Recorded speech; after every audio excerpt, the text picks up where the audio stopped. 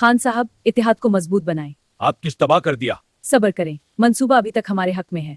वक्त आ गया है, तहरीक अदम एतमाद कल पेश होगी। मगर हमारे नंबर पूरे हैं, शेर खान अब भी ताकतवर हैं। फिक्र न करें, कुछ आज़ार खान हमारे साथ आ चुके हैं। ओहो, ये तो बड़ी खबर है, मुझे फौरन शेर खान को बताना होगा।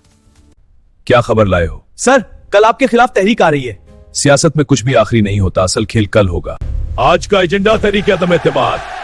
जंगल की सियासत अपने अरूज पर है, क्या शेर खान बच पाएंगे? ये क्या हो रहा है? क्या वोटिंग से पहले ही अंधेरा कर दिया गया? हमारा इससे कोई ताल्लुक नहीं। जनाब, किसी ने मरकजी बेल काट दी है। ये तो साजिश लगती है।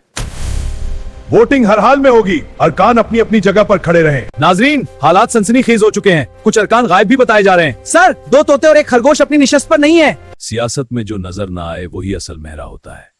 दरवाजे बंद कर दिए जाएं। पाकिस्तान की सियासत पर बनाए गए कॉटिंग स्टोरी देखने के लिए चैनल सब्सक्राइब कर दे।